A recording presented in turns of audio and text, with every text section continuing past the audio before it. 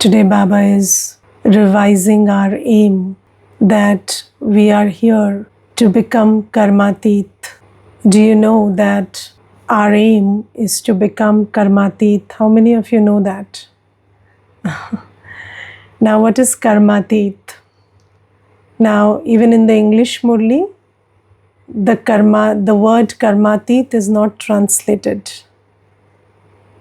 Yes, so the question today is, what attention do you have to pay so that you can become Karmateet?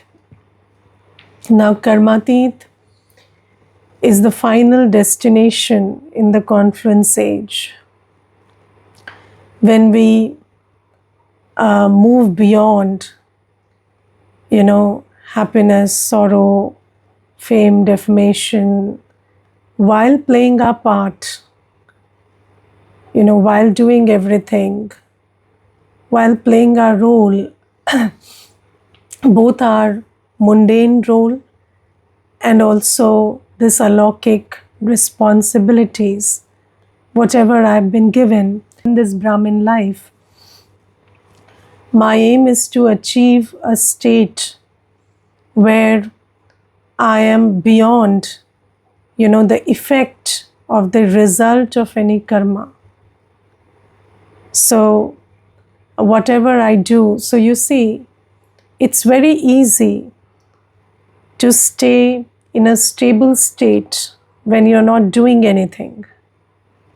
Yes, so have you seen that people who don't do anything, don't take any responsibility, they are very happy and stable all the time. Yes, but as soon as you do something, so then you get caught up in, I did it. And even if, you stay detached from this consciousness of I, while you're doing something, it's very difficult to stay uninfluenced by the result of it. Yes. So sometimes, you may have the consciousness that Baba is making me do it, or I'm an instrument. But then if you have made many efforts, but still something doesn't materialize, you've put in your thought, your time, your energy, your resources, but still there is no result, then it's very difficult to stay not affected by it. Yes, I remember there was this one Mata, and she once said that she was trying to convince somebody to do some seva for the yajna, okay? So now you see, it's a very altruistic act. So you are trying to bring somebody on board so that they would do some seva. And then, so that was a close relative who they were trying to bring on board. So then she made a lot of effort for that. And for months together, she tried to serve that soul. So then this Mata put in a lot of effort to convince this soul. And after so many months, this brother, he refused to do any seva. And then this Mata, she came to the center and she cried. And she was so heartbroken. And she cried and she said, Didi, I spent so much of effort and still, this soul couldn't be brought on board. And then I said, why are you crying? It's okay. It's Baba's seva. If he had done it, it would have created his fortune. Why are you so sad about it? So she said, no, Didi, I'm feeling really bad. And then she said, I don't want to cry, but I'm just feeling this urge. Why is this soul not doing it? That soul is so capable of doing seva. So I said, no, but why are you crying? I don't understand that. It's fine, somebody doing seva, not doing seva. Why are you crying? So she said, I can't help it. And do you know why she couldn't help it? Because whenever you devote your time, thought, energy, resources to any karma, it puts you in bondage. Yes, so when you put your time, thought, energy, resources in any karma, that investment becomes like a bondage. And then in that bondage, you feel that, you should have this kind of a result. Or even if you are a little flexible about what kind of result, you at least want some result. You don't like it when there is no result, or no result according to you. So according to what you would think is a result, if there is no result, you feel like, that karma went to waste. But, Baba tells us that we actors, we souls, have to come to that place, that stage, where we do everything, but we are not caught up in the action or the result of the action. Yes, so neither does the action affect me. If the act drains me, makes me tired, puts me into ego, that's also a kind of bondage. And then if I'm if not getting the expected result, sometimes, people say, I'm not expecting a lot, but at least this much should come out of it. I'm not expecting that this should happen like this, like this, like this. So many people are expecting that way, but my expectations are very humble. But still, why my expectations are not being met? So all these are signs of bondages of karma. So you see, when we are body conscious, we are in bondage. When we are role conscious, we are in bondage. And when we are karma conscious, whatever we do, if we get attached to it, that is also a bondage. And Baba says that we want to come to a stage in this confluence age where I do everything, but I'm not in bondage.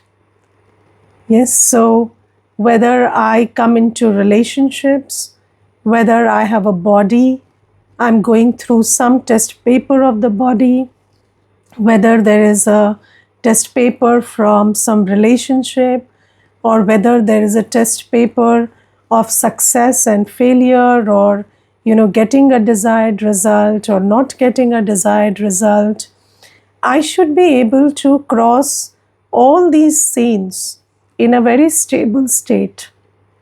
And I shouldn't have to make efforts. Sometimes, we Brahmins, we achieve stability, but it's an effort.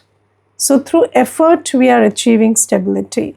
So although I am able to come to a place of stability, but I have to put my powers to tolerate and face, and my power to make big things small.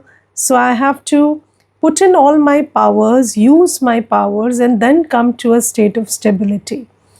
But Baba says that, okay, in the beginning we are doing that, but then gradually we have to move to a state where I don't have to make a lot of effort to be stable in these situations. And I don't have to make any effort actually. Because when we go to the new world, then in the new world, we have this state of, stability all the time. And we have to carry these sanskars from here. So this is the karmatit stage that we have to create here.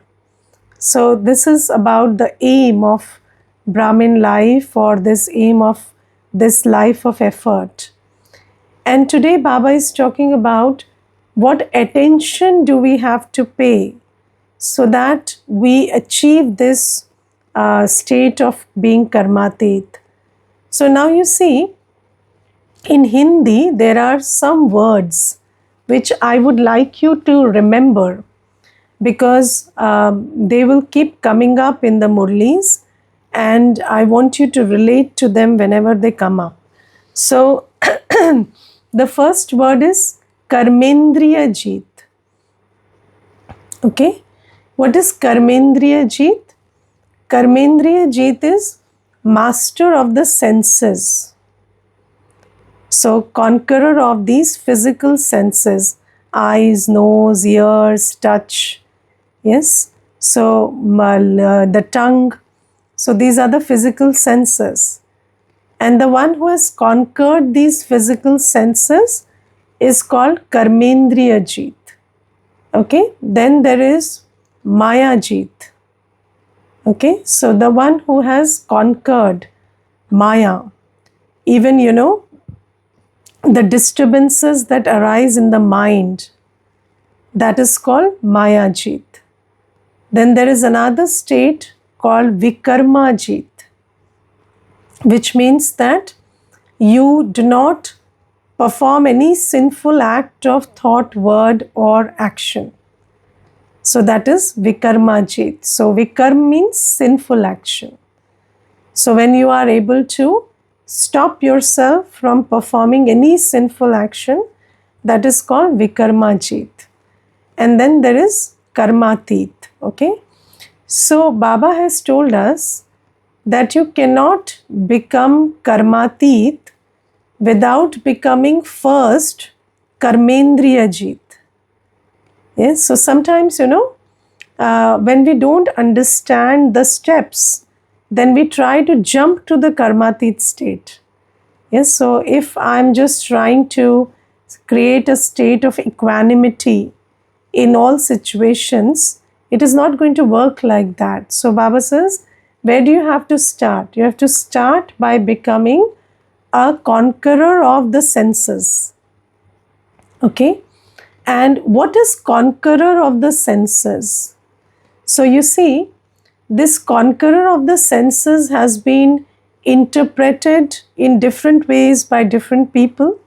For example, when sannyasis, they try to conquer their senses, they have their own methods. So sometimes they even take medicines so that the senses cool down. Yes, so they also know that senses need to be conquered. So, or today Baba mentions that on the path of religion, elevated, Mahatmas, what they would do is, they wouldn't look at, if there is a Mahatma who is a male, that Mahatma wouldn't look at a female. Or, because they know that if they look at a female, then their thoughts of lust would get triggered. So they don't want their eyes to see the woman so that their thoughts of lust don't get triggered.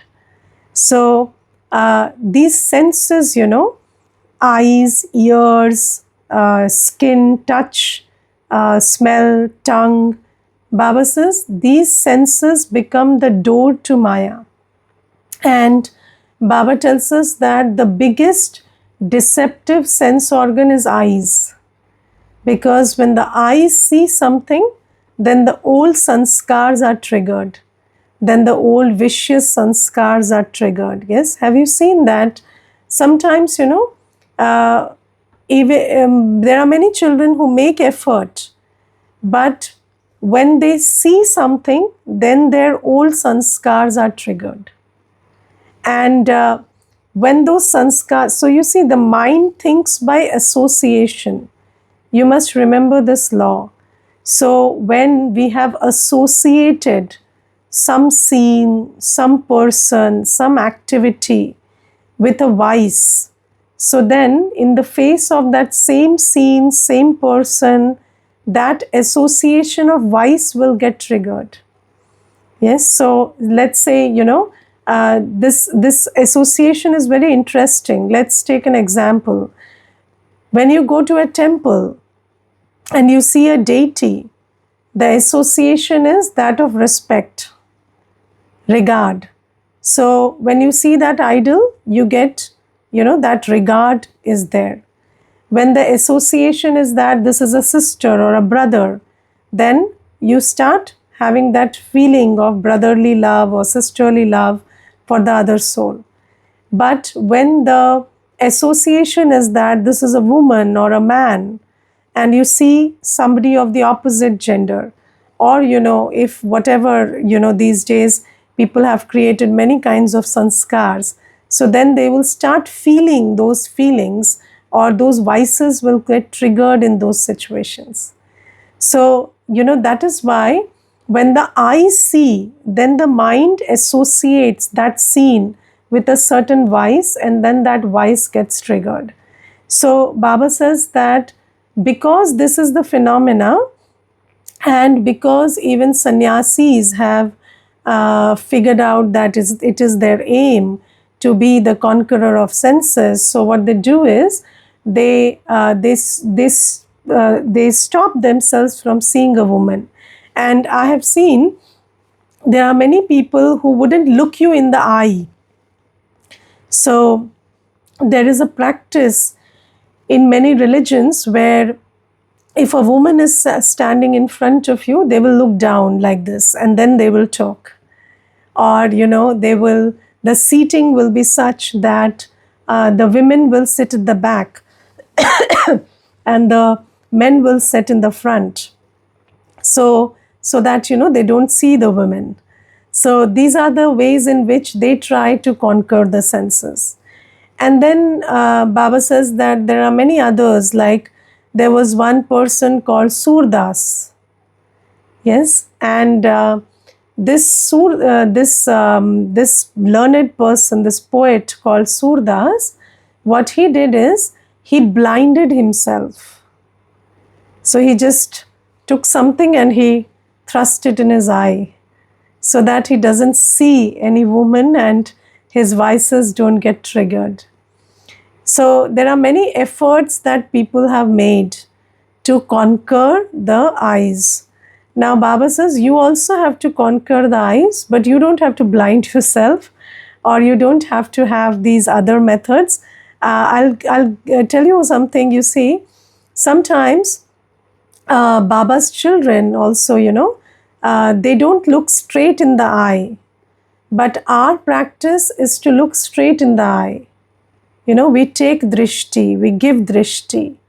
We don't shy away. So, even if there is a brother taking drishti from a sister, or a sister taking drishti from a brother, we are taught to look in the eye. Why? Because Baba has taught us this beautiful method that you don't see with the eyes, you see with the buddhi. Yes, so Baba has given us this understanding that everybody is seeing through the buddhi. So whatever is there in your intellect, your eyes see accordingly. So if you have it in your intellect that this is not a male or a female, this is a soul. Yes, and the body is male or female, but this is a soul, and we souls are brothers, and we are the children of Shiv Baba. Then Baba says, you don't have to close your eyes or do any of that stuff, and you can just be a conqueror of your senses. Yes, so Baba says, how do you change your drishti? So how do you become a conqueror of the eyes? Not by changing your eyes, but changing your vision or changing your drishti. So how do you do that? With awareness. So the more you practice remembering or staying in the awareness that this is a soul, the more you will be able to conquer your senses. And Baba says you have to conquer your senses. You cannot become karmateet without conquering your senses. Karmateet is the last stage. You have to first conquer your physical senses. And I'll give you I'll share one example with you, a practical example that one Mata shared with me. And she shared that, she had some vicious feelings for one brother. Yes, and then she said that I struggled with these feelings for a long time. And then through Baba's Murli, and then when I was remembering Baba and telling Baba, Baba, help me. I don't want to have lustful vision for this soul. Then, it occurred to me that there is a yukti through which I can get rid of this tendency. And she shared that yukti. It was very nice. She said, Baba gave her a touching that whenever you see this soul, always envision that soul in whites, like a Brahmin. So she said, whenever I saw that soul again, I started visualizing that soul like a Brahmin in white clothes and a badge. And then I started seeing that person sitting in Baba's lap. And then when this soul was, clad in white, like a Brahmin with a badge sitting in Baba's lap, then I had this feeling, this is my BK brother. And then she said, with that practice, I started getting over these feelings. So Baba says it requires a lot of yukti sometimes to get over these vicious feelings. And Baba says that you have to make that effort. So, and Baba also today gives us one cautionary note. So Baba says, okay, you are making effort to change your drishti. So becoming soul conscious or, always staying in Baba's remembrance, this is an effort. But until then, what do you do? So Baba says, until then, if you are not sure, if you're not confident enough, if you're not in soul conscious stage, then do not stand and stare at somebody if it is invoking vicious feelings in you. So, Baba has given us two methods.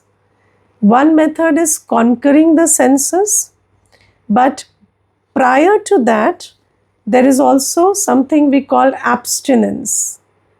So, Baba says that you abstain from seeing and hearing and, being in environments that trigger those vices. Baba has always told us that you don't have to challenge Maya. Yes, so if you know that so if we know that from Gyan, we know that we have vices inside us. Yes, so 63 births of vices is not less. So Baba says, we have not been told to challenge Maya. Baba has not told us to challenge Maya. And challenging Maya means Baba has not told that if you have a situation, if you have a condition where you are getting triggered by somebody's appearance or qualities or something, then also you stand and stare at that person and keep challenging yourself that no, I won't get vicious feelings. No, that's not what we are supposed to do. Baba says, if there is no need, you don't have to stand and stare at somebody. Yes, and also keep making this effort to overcome body conscious vision alongside that. And Baba says that these two methods together, abstinence and effort to get over your senses, these together will make us the ruler of senses. So both these methods have to be adopted. For example, you see, Baba never tells us that, you should take it as a challenge that you eat everything and don't get affected by it. Yes, because in many cultures, they adopt this as a practice. So people think that if you are a spiritual practitioner, then you should challenge Maya. You should put yourself deliberately into actions and situations where your vices will get triggered and then challenge yourself. But Baba says, no, you don't have to do this challenging of Maya. So Baba says, Maya as it is going to come and deceive you in so many ways. So you don't have to take Maya heads on. You just have to keep making your effort. And whenever there is no need, you could just, find a separate way and just do your own stuff without facing Maya that way or without challenging Maya heads on. So is this point clear? Yes. So Baba says that these are the two things we have to do together. And then Baba also talks about this tendency to, so when people sometimes they are not, lust is not the problem, but sometimes, the taste buds are the problem. And then Baba says, very many good children, they also, they will pick something up and eat without permission. So because they can't control their senses. So whenever their eyes see something that they like to eat, so they would just pick that up and eat it without asking anybody. So Baba says that is like a theft. Yes, so that is like a theft, and especially in Baba's home, that is like a theft. And Baba says what Maya makes you do in Baba's home is, this kind of a theft. And Baba says that even stealing a straw in Baba's home is like stealing millions. Yes, so that is equivalent to stealing millions. And I'll tell you one thing. There are 2-3 incidents. So there was this one. There was with this one brother, and he used to come to the center, and then after some time, what he did? He stole a small plant from the center, and he just took it in his bag and went away. And then later he felt very guilty, and then he came the next day. And without the plant, he didn't bring the plant. He just took it with himself. And then next day he came and he said, Didi, I want to confess something. And I found that plant very attractive and I took it. So I said, no, but you can't take it like that. So he said, no, but I couldn't stop myself. So you see, this is such a big thing. And once I saw one Mata, she just saw a newspaper. And she just took that newspaper, rolled it and put it in her bag. And we saw it on camera. And then she just took it with her. She never informed. And then sometimes you see, something is lying around and then they would just pick and eat. And Baba says, these are your senses overpowering you. And you have to control these senses. Otherwise, picking something from Baba's home is like a very big sin. And that sin, Maya, is making you perform because because your eyes are not able to control themselves. So when you see something, the vice of greed, I like this very much, or this attraction to have that thing gets triggered. So this stealing is happening because of this Maya. So Baba says, conquer your senses by staying in Baba's remembrance. So when you are in Baba's remembrance, although your old sanskars will fight with you, but then you will win if you are in Baba's remembrance. You will not put that thought into action. And that is how. And when you don't use a sanskar for very long, you lose it. How do you lose your old sanskars? There's a very simple formula. If you don't use it, you lose it. So whichever sanskar you want to lose, you just don't use it for very long. So whenever you are seeing something, you are in an environment, or your senses are giving you that message, that vice is getting triggered. But if you practice soul consciousness, if you practice being in remembrance of Baba, then you will be able to fight that battle with Maya, internal battle, and then you will be able to win over that urge and not come into action. And when you don't come into action based on urge of Maya for very many times and for a long time, then ultimately those sanskars will die. They will leave you. So that is the method. And Baba says that we children have to adopt a practice every day So prepare a chart of how your senses behaved through the day. Did your eyes deceive you? Did your ears deceive you? Did your taste buds deceive you? And what is deception? If you performed any action against Shrimat. So Shrimat tells you to look at the soul, not the body. But if you still looked at the body and had vicious thoughts, or you still performed some act of theft or something, or at least, in the thought level, you had certain urges, then try to note that down. Because, when you prepare such a chart, then you are able to discern, how weak or strong you are. And then you are able to, when you check these days, people have recognized this. So that is why they have created mechanisms through which you can create a chart of what you eat, how much you walk, or how much you study. Because when you calculate, whatever mistakes you're making, or whatever good karma you did, when you are able to create a chart of that, then this checking will lead you to change. And if you don't check, you can never change. So Baba says, keep checking every day in your chart whether your senses deceived you, or you were able to overcome the urges of your senses. And when you create this chart for yourself, check for yourself, then you will be able to change for the better. Because of course we know the method to change, but that motivation to change will come when you check. Okay, Om Shanti.